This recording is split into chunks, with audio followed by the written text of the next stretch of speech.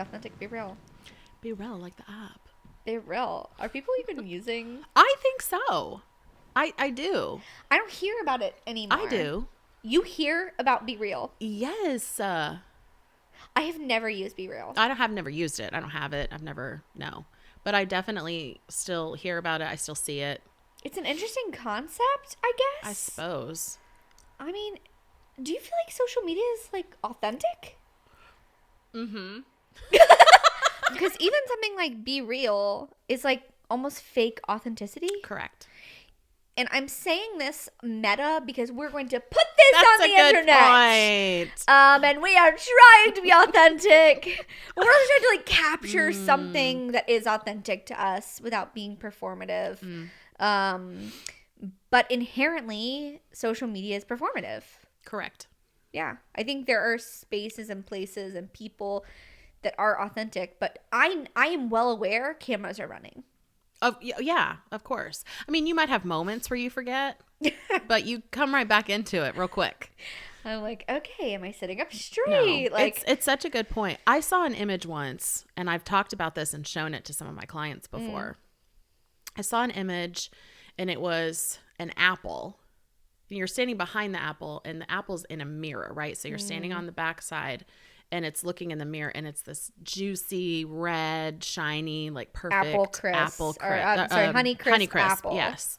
But because I'm standing behind the apple, I see that there's a big brown bite taken out of the back. And I'm like, that is social media. You're only going to show what you want people to see, and that's the nice, shiny parts. And it's amazing to me how many people are like, oh, you know, that's true. And I'm like, yes. Right. Correct. Yeah. So why are we comparing ourselves again? I mean, not to jump right in, but it's kind of like, let's take it for what it is, right? Yeah. Yeah. And I think, you know, you just got me going. I have some, like, psychiatrists and other therapists that I work with, or doctors who tell the teenagers that I work with that social media is their issue, and if they got rid of social media, that they would not have anxiety anymore. And I'm like, that's not how it works. Like, social media is the devil, you know, in so many, I don't want to say older, but older people's minds. More mature set. But I think, you know, you're right. It's like seeing it for what it is. Yeah. Yeah. And using it for what it is. And right. Again, meta, we are putting this on the internet. But also, let's remember, anxiety existed before social media. What? I know. What about gay Groundbreaking. Well, no, obviously. What about trans people? We're about to really open the can of worms now. Listen. I know. But yeah, that's such a cop-out. I'm sorry. It might exacerbate some things for some people if they don't have their own boundaries around it. Yeah. But it's not the devil. Sorry. Sorry, Mom. Sorry, Dad. Yeah. Let's take a minute and introduce today's guest. Today's guest is Danielle Reeves. She is a counselor at Concord Family Counseling. She is my soul sister. She is amazing. I love talking to her about anything and everything. So, and I am Lydia Thompson. Almost forgot to introduce myself. Should probably have a rhythm here, you know. I'm Lydia Thompson, and this is Counselor Off the Clock. We are really off the clock today. We really are. Yes. We're very, very off the clock. Yes. Feels good. I know. Feels real good. Tomorrow I got to go back into work. Same. I've had some time off, and yeah. It's needed. We have to do self-care just like everybody else. Yeah. Preach it. What do you do for self-care? Honestly, I like shut down, meaning I get better sleep. I'm off my phone, like just kind of come back to ground zero. You know, a lot of people are like, oh, I take baths or I go get massages, and it doesn't have to be that aggressive, right? Like sometimes for me, it's just, I'm going to take a nap today. I'm feeling tired and I'm going to take a nap. Yeah. Listening to my body. Yeah. What about you? What do you do? I'm kind of like similar in that self-care just means taking care of myself. So my body tells me what I need, and then I just do that. It doesn't have to be What a concept. complicated. I know. So self-care sometimes is, oh, you're hungry. I Right. know you just ate, Yeah. an hour ago, but you need to eat again. Yeah, and that's okay. You need to take a nap today. Yeah. Or you are too overwhelmed and you need to take a break from this today. And any of that can be self-care. That's true. I mean, even like the content that I watch, sometimes I notice like, oh, you know what? This isn't good for me. It's not entertaining. It's actually stressing me out, and I've got my own life stuff. I don't need to take on this fake character stuff too. So I'll shut it off, turn on something like RuPaul's Drag Race or something. Always comes back. Always comes back. It's happy. It is. It's so happy. I need the lightness. Me too. So we're going to introduce the topic today. Now, these two things maybe I didn't think they went together. But when we were talking about what to talk about today, we were talking about the connection between boundaries and the window of tolerance. Now, if you don't know what the window of tolerance is, we're going to talk about it here on the podcast today. And the hot button topic of boundaries. Woo-hoo, woo-hoo. We love hear it a lot. Do we know how to do them? Do we know what they are? Do we know how to work them? That's the question. Yeah. Okay, let's go there. Let's get into it. Myra Rose.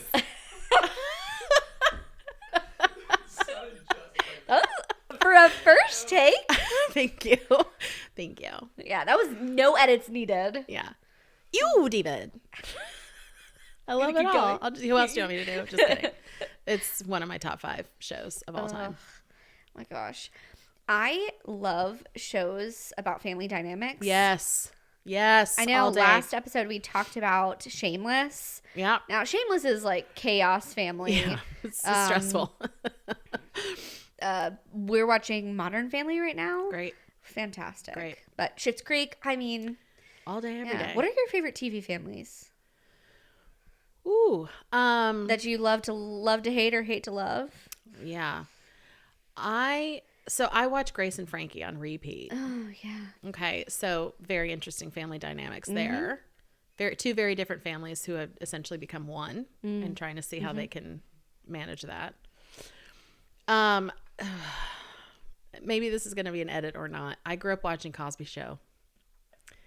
It's not an edit. I mean, I'm just saying it's didn't know. Unfortunately, I can't watch it now. But growing up, it was like, Same. It's just everything. Same. It was so good. Gosh. It was such a fantastic family and the dynamic, and it felt real because, there were so many siblings and they didn't all get along and it wasn't shiny and happy all the time. But I just loved it.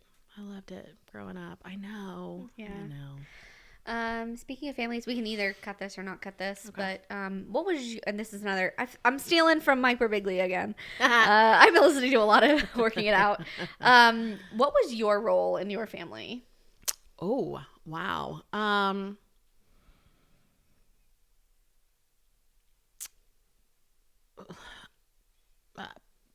The pleaser.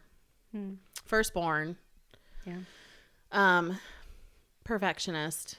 That doesn't mean that I was like, that I of course was perfect, or that I didn't, like school was still hard for me. I wasn't like a straight A student all growing up and stuff, but I did,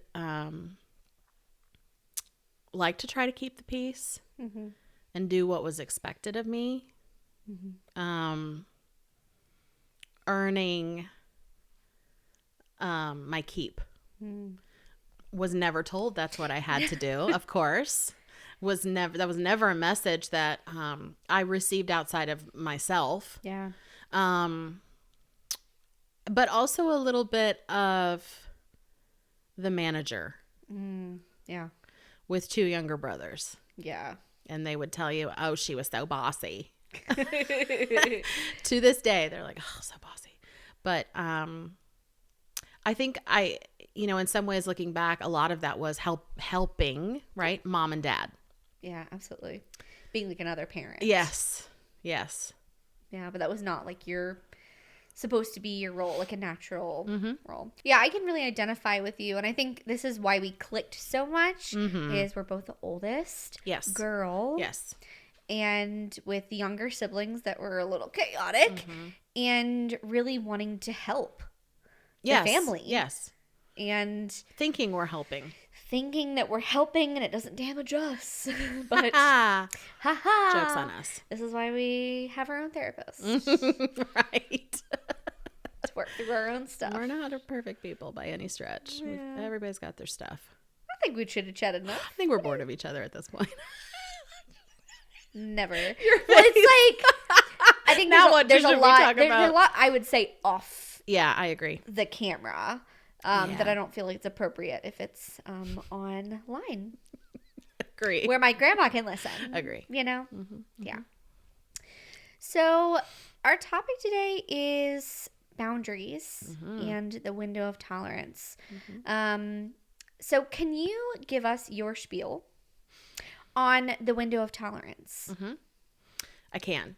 I normally have a visual aid for this. But we all have what we would call our window of what we're able to manage and handle without us going into some kind of distress. Some people can handle a lot, and we're looking at people like, wow, how is she managing all of this? And then there's other people that we might deem too sensitive, who it seems like maybe they get set off very easily. Smaller window. What we know is most times people go into a hyper arousal, or what you would view as maybe like a volcano erupting. Yeah.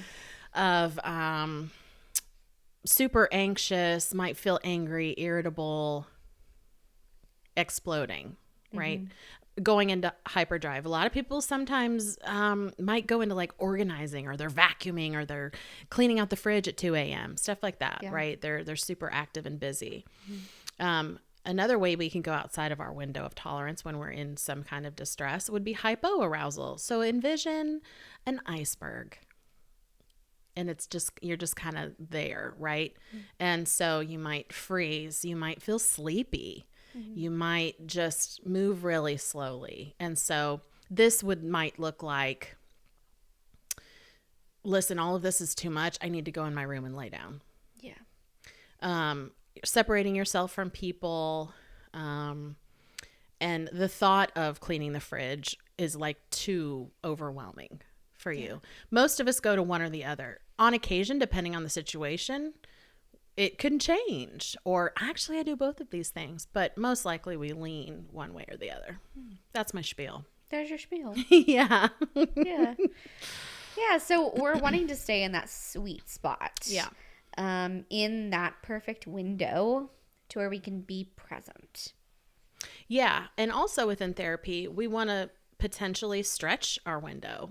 Hey, I want to be able to manage more without this putting me into a tizzy. Yeah. I'm hard to live with sometimes, right? And so it's recognizing like, I don't know why this gets to me so much. What can I do? What are some coping skills that I can learn to help myself manage these things and bring my level of anxiety down? Yeah. So we can expand, and possibly we can become less sensitive. Yes. Not that being sensitive is a bad thing. It is not a bad thing. It can be a very good thing. But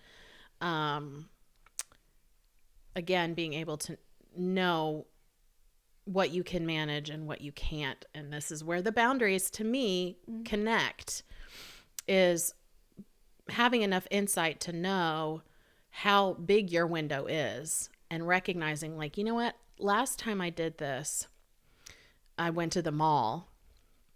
I got really freaked out. It was too many people. I'm sitting here in the mall parking lot realizing, you know what, this might not be the best decision for me. And I'm going to go ahead and say I'm not going to go in today. Yeah. Recognizing what will work for you and what won't until you have the tools you need and the ability to access those and resource them on your own to manage. I can go in the mall. It might throw me into some kind of anxiety attack, but I know I can manage it if it does. Yeah. If I have anxiety, I can still stay in my window, because actually you can have anxiety in that window of tolerance. Correct.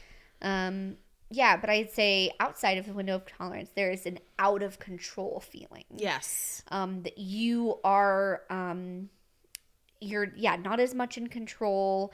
How else would people know that they are in or out of their window of tolerance? Well, I think that's the big one. I mean, feeling out of control, which, we know there's only so much we can control anyway.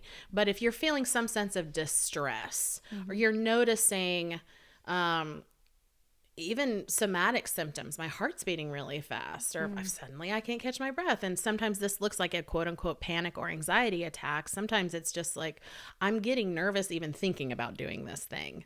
Yeah. And of course, this doesn't always relate back to having anxiety, but if that's the big feeling, or you're noticing any other big feelings, I'm feeling really angry, I'm feeling really vulnerable and irritable, or, oh my gosh, I just got so tired. Yeah, your emotions can be signs to you, right, that you could be approaching an edge. Yeah, to absolutely. your window of tolerance. And either we need to learn to hold the space for it. We need to hold the space for the anger. We need to hold the space for the anxiety, whatever's coming up. And we have the tools for it. Or I need to step away, from that. I'd say one of the signs that I look for being outside of your window of tolerance is it takes a long time to recover. Yeah, that's a good point too. So like you have a big meeting, and then you have to take a couple days off. I mean, I think we see this a lot maybe when there's times of the year when family is around. Right. That we're not used to seeing, and then we feel like we have to be on. You can be outside of your window of tolerance in those moments, and you're pushing because there's an expectation. Yeah. And then we're really down for a few days of like, oh, I've just been on, and it's tiring. Yeah, absolutely. So we can really be pushing ourselves outside of our window and hyper performing, or just living in that constant state of anxiety and going, maybe it's my issue that I'm so anxious, when really we need to maybe provide some more time for space or self-care, whatever that looks like for you. Yeah, I was going to say it goes back to the self-care thing. I think it can be easily misconstrued that self-care or making yourself a priority or setting boundaries can be viewed as selfish. And, selfishness is, to me, essentially when it can be harmful to somebody else. But putting yourself first and setting boundaries to take care of yourself, to me, is a version of self-care. Yeah. It's kind of like a difference between being cocky and confident. Yeah, absolutely. Yeah. Or bossy and in charge. Yes. Right, exactly. Yeah, so I think this ties into a topic of boundaries. I think one of the biggest misconceptions for setting boundaries is boundaries are for other people to follow. Such a good These are the point. rules Yes. for others to follow so that I can maybe stay in my window of tolerance. So here my husband, here my mom and dad, here my friends. You are now not allowed to do this, this, and this. And that's a boundary for me. And really, that's not a boundary. That's a rule. I would call it a rule. A rule for other people. And I think this is why boundaries have gotten such a bad rap. Yeah, that's a good point. Because boundaries are for yourself. Now, this is a hard lesson. I mean, even that I've had to learn.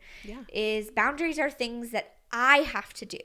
So just like we were talking about on the last episode, one of the life lessons you're learning, that you continue to learn, is I can't control other people, right? And boy, do I wish I could. And sometimes that's where boundaries come in, is like, I want to control you and I want to control the situation. When really the power is in my own choices. So what this might look like is I can't control you and your behavior. But if you're going to continue to do this, I am going to have to remove myself. And that is a boundary. That's my boundary. That is my boundary. If you're going to yell, I can't stop you from yelling, but I am going to have to leave this space. And recognizing it's going to piss other people off. Ooh. and recognizing, Hate it. I'm choosing myself by doing this, and I am sorry if it upsets you, but I'm not going to change it. Yeah. It's tough. That's why boundaries are so hard. Yeah. So how would you know if you need to set a boundary with somebody? I mean, the first thing that comes to my mind, there's lots of reasons why, right? But the main thing is if it's something that's harmful to you, if it's something that's continuously hurtful to you, if it's something that's, what's the word I'm looking for? Unkind. I mean, I hear so many teens. I wonder, why are you friends? You're not friends. Are they? That's the answer. Do you even like friends. this person? Like, you have sat here and mentioned to me how bad they make you feel about yourself. And yet.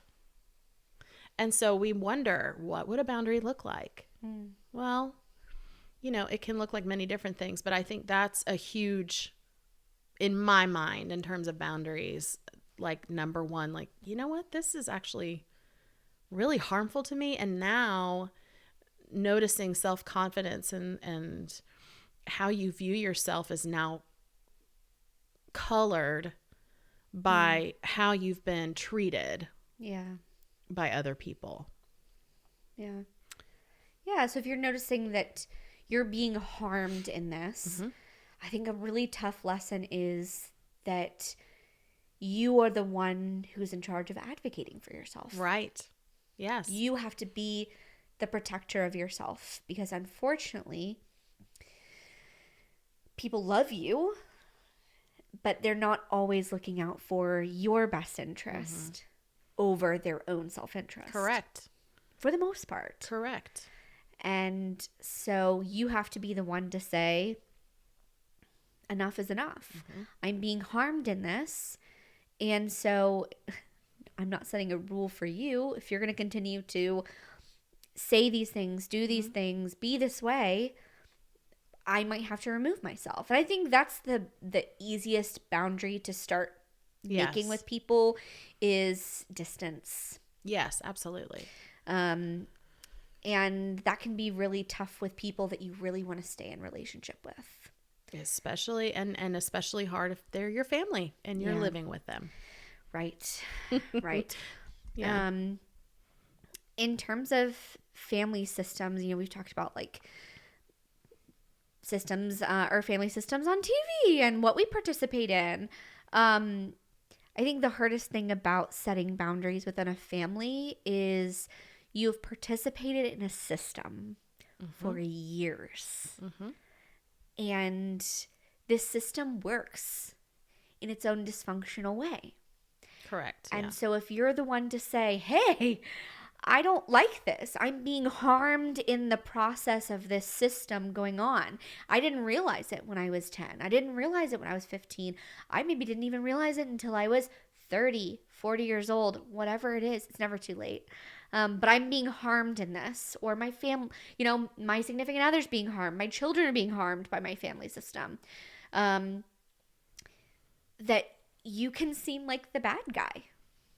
Absolutely. I mean, what you're describing is what we would call homeostasis, right? When a family is functioning and in their dysfunction. Yeah. So they're staying the same. Nothing's changing. Everybody seems, you know, pleased with where they're at, or they think they are. And then someone kind of steps out and wants to kind of perturb the system a bit. And everybody else is like, whoa, whoa, whoa, whoa, whoa. Everything was just fine until you decided to go and change the rules on us. Yeah. And then you're the bad guy. Yeah. Yeah. But all you're doing is choosing yourself. Yeah. Again, this is, I think, why boundaries get such a bad rap. Because it disrupts the homeostasis of families, of relationships. And they can be very difficult to hold the boundary. So there is a difference between setting a boundary and holding a boundary. Do you want to talk us through the difference? Man, yeah. I mean, it's one thing to say, I'm not going to do this anymore. I'm going to walk away when you say these words or you do these things. And then you don't. And then you don't. It's like parenting, right? When you say, now you do this one more time and I'm turning this car around. And guess what? They do it again and you keep on driving. Yeah. So you're going to learn, like, you don't mean that. And you will hear that sometimes. Well, you've said this before. You didn't do it then. You don't mean that. You don't want to do that. Yeah. And then here we are again, back where we started. Yeah. I think we can get our clients really hyped up in therapy. Like, we're going to set this boundary. We're going to set this boundary. Yes. We're going to set this boundary. But keeping it is the really tough part. That's right. Yeah. It's definitely the work is in holding. Setting is, we're going to get there. And once that conversation takes place, that's not the hardest part. That's not like, whew, okay, now I'm on the downward slope. Like, no, another hill's coming. It's a little higher this time. Yeah, because you're not going to be able to change their behavior. Right. You're going to have to hold the boundary. Mm-hmm. And they may not change their behavior.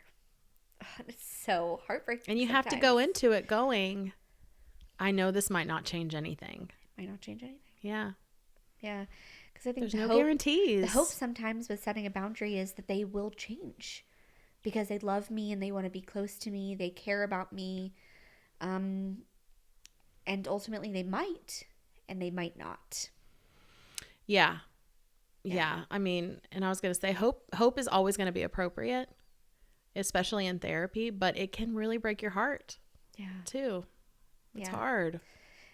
Boundaries are really, really super tough. I'd say another way that we can know that we need to set a boundary is what we were talking about with the window tolerance. That if you're noticing you are approaching the edge of your window of tolerance, setting boundaries with yourself. Yeah, great point. Because there is damage that is done outside of your window of tolerance, operating outside of your window of tolerance. If you're having panic attacks, right, or having meltdowns or outbursts where you're damaging relationships, damaging yourself, setting boundaries with yourself to go, whatever I've got to do to stay in my window, I'm going to do to protect myself and to protect my relationships. And that is self-care. Yes. And there's a lot of work that goes into even recognizing, to getting to that point of that insight, and the psychoeducation that goes into like, hey, this is what's happening. And then to then say, oh, this must be what she's talking about. This right here. Okay, what can I do? And having everything click. Yeah. That's the little sweet spot, I think. Yeah. But again, none of this comes easy. I know. It's so easy for us to sit and talk about it. This is all you have to do. Yeah. And then it's going to be fine. Yeah. I think as counselors, like, to take a little detour here, it's very easy for us to see a situation clearly when it's not our own situation. Right. But to do our own work ourselves and take our own advice is so much harder. Well, it's like what they say about doctors, they're the worst patients. Yeah. And I think that's probably true of therapists. Like, I can all day talk about, psychoeducation and insight and reframing and all these things. Yeah. And then I go home at night, and if you think I don't have my own anxiety about things, then you're off the reservation, bro. Because no, I deal with my own stuff. Yeah. My own states of dysfunction, my own outside of my window of tolerance. Absolutely. Setting my own boundaries. Which is really tough. Yes. Yeah. And it's easy for me to be confident in you. Of course. But it's harder to be confident in myself. Mm-hmm. I find myself a lot outside of the room, the counseling room, being like, I'm going to take my own advice. Mm-hmm. Or I'm going to do it so my clients can also do it. Yeah. I mean, it's important to model behavior, and not that they see that in our lives, but I think we can talk about it more confidently if we know, I know this can work. Yeah. And we do know it can work, right? But if we experience it ourselves, it's just like anything else. It's like, oh, I've done this. I've totally done this. You can totally do this. What are you most proud of? The work outside you've done outside of the room, that bleeds into the work you do with your clients? This is not planned, but honestly, it's boundaries. Yeah. Honestly, it truly is, because because of the way I grew up, the other side of that is I grew up as a pastor's kid. So it was more than just the expectation of my family. It was setting an example of what I should be as a pastor's daughter. Small town, lots of eyes. And I don't want to do anything that's going to bring some kind of shame or something on my family. And recognizing, like, I don't look back on that and think like, oh, I missed out, you know, whatever. I don't feel that way. But I did have to learn to set a boundary of like, well, that's their opinion. They don't know the full story. We don't have to get into it, but we know church people and what can happen in the church and the assumptions that can be made. And so, I got a thicker skin to where I don't care as much, and I don't focus on what are people going to think. This is what I'm choosing to do, and I'm sorry if that upsets you or you view that in a certain way, but that's my life and my choice. How do you feel like that translates to the work that you do in the counseling room? Well, I think it helps me learn to set stronger boundaries with my clients and myself, what I take home with me, what I let live in my heart and my head longer than maybe it should, so that I'm unable to focus on my own stuff. But I think it also, just like we were just saying, look, I know this can work, and let me, without giving too much away, with personal disclosure, just saying like, here's some more ways that we can work on these types of things. And I've done it. And so I've done some of the hard work, and I know how hard it is. Yeah, exactly. I know what I'm asking of you. Yeah. Wow. I think for me, I have gone through my own mental health struggles, and I experienced depression, and the teenagers that sit on my couch and say, you don't get it. I'm like, you have no idea. You have no idea. Yeah.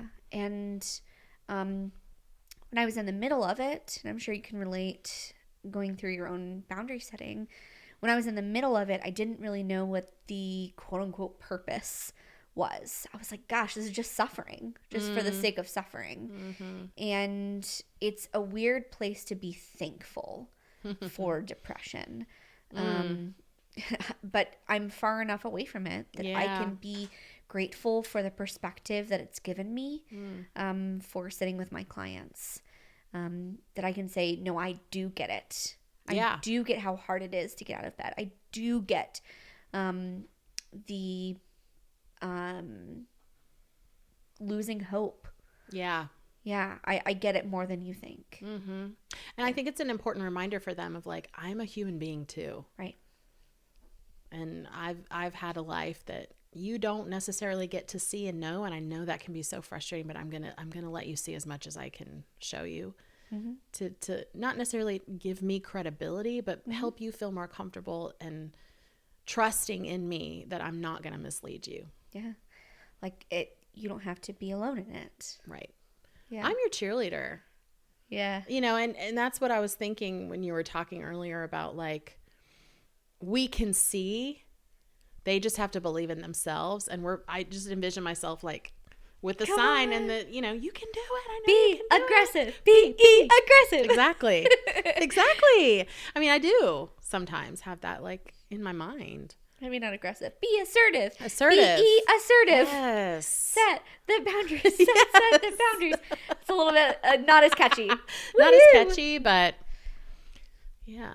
Yeah, that we are pulling for you, and we do get it. Absolutely. Yes. And I think with hearing as many stories as we hear, we get it so much more than sometimes we get credit for. I know. They're like, it's just me. You know, I think this is the another misconception. Like, it's just me experiencing this. And it's like, I've heard 3 of you this week. Yes. You know, I've heard this. Normalizing. And it's not to say, like, you're not special, but it's... Right. We have walked with people with this, and you are not alone, and you are not special. And so we can get through this. Yes. This is doable. I've had that conversation many times. Yeah. Absolutely. Anything else you want to say about boundaries and the window of tolerance before we wrap up? I don't think so. Yeah, it's pretty I good. feel like we hit it from all angles. We hit it from all angles. I do want to say, if you're relating to this conversation, and let me maybe talk to the audience here. If you are relating to this conversation, or struggling to make boundaries in your own life, recognizing that you do need to set boundaries or want to set boundaries, and it's really a struggle. Like, we know the struggle. Contact a therapist. I think this is one thing that could be really a good use of your time and space to talk about boundaries and explore your own window of tolerance, without having to go out into the world and just experiment.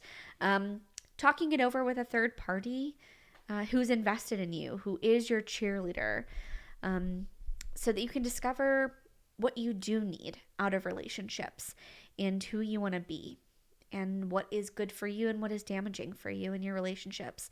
Therapy can be really, really good for this specific topic. Love it. Love that. That was amazing. Yeah. What are you doing after this? Well, I'm going to get some food. Food? I thought you were getting food before this. I did not. What? I know. I haven't eaten. She's hungry. So you're going to get some food? I'm going to get some food. Bed. And then... What are you going to get? I don't know. I can't remember what's in my fridge. We'll have to see. Oh, you're going to go home and eat the food. I have to think about that. I don't want to make now. any more decisions. You know what I'm saying? Yeah, so I'm basically exactly. like, I don't know. Okay. But I am going to go home and see my little pet dog. Oh. And then I will. Oh, you know what show I just realized I just finished watching? What? Based on a true story. What is that? It's on Peacock. Okay. And it's like the obsession of true crime, but it's like happening to this couple. It's really funny. Oh, interesting. But not funny. Not it's also funny. like dark. But anyway. Dark. Not funny. I was funny, about to but say I was funny. going to watch an episode, but I forgot I finished it last night. Oh. I know. So I don't know what I'm going to Neat. watch tonight. And then I'll go to bed. Go to bed. And when I crawl in bed, I'm going to sigh and say, I did it.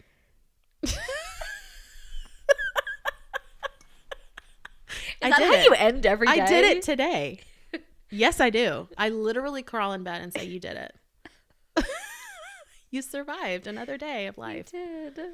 Listen, life is hard, and some days are harder than others, and you deserve a pat on the back To do just it. for making it through. Yeah. That's There's a great. little nugget for you. I'll take it. Pat yourself on the back, sigh of relief, and Yeah. and congratulate yourself. Yeah. I think being a new parent For every day sure. is like a miracle. Yes. I'm like, how did I do that? You're going to look back when she's like 4 and be like, what? She's still alive? How? How am I still alive? How am I still alive through all of this? Yeah, exactly. Yeah. Everybody's fed, Still alive, kicking, Still breathing, alive. thriving. thriving. It's going to be great. Sure. Okay. So today, this is the end of your day. This is most definitely the end of my day, yes.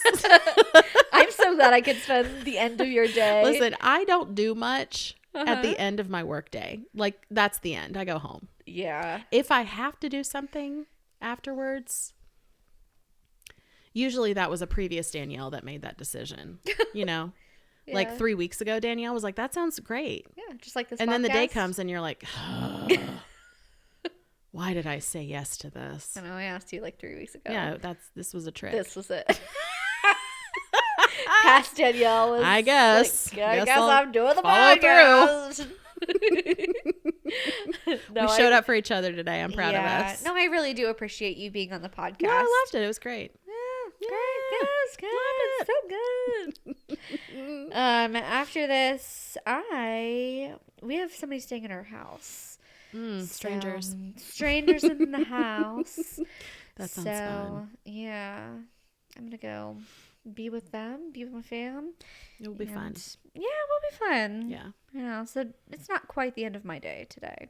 I'm sorry about that. That's why I had the cup of coffee. Yeah, that was a good choice for you. For me, no, but I'm happy for you. Yeah. Well, thank you for joining us for another episode of Counselor Off the Clock. My name is Lydia Thompson, and thank you so much, Danielle Reeves, for joining us today when we talked about the window of tolerance and boundaries. We hope you join us next time. If you do have any questions for us, we're tired of asking ChatGPT about what we should talk about, or asking ourselves. Right. What do you want to hear? What do you want to hear? What questions do you have? So on Spotify, I just learned that you can ask a question, and it will somehow through the ether get to us. I don't know. It will be a voice memo to us where we can listen and we can respond. That's so cool. And yeah, it's almost like an old school call-in show on a podcast. Yeah, exactly. So, and we don't have to put your information out there if you don't want us to. But ask us some questions and follow us on the social medias. Don't make us do all the work for you. Wait, are you saying you're not going to say we got this question from Michelle in Hermitage? She's wondering. Listen. Is that what you mean? I think that would be cool. Yeah? I'm just saying. Okay. Yes. Well, I think what I'm imagining is our clients writing in and us being like, okay. Well, we're definitely not going to put your information out there. Absolutely not. Don't you worry about that. Confidentiality remains. I know. You can enter into a confidentiality agreement with me by submitting your question on Spotify. So somehow we will get that question and we will get that question answered, or at least explored here. Not that we have all the answers, but we like to talk. Obviously. Yeah, obviously. When we do it for a living. We do it for a living. Kind of a thing, so. Yeah. Do we have a tagline yet? No? Okay. Bye. See you next time. Oh.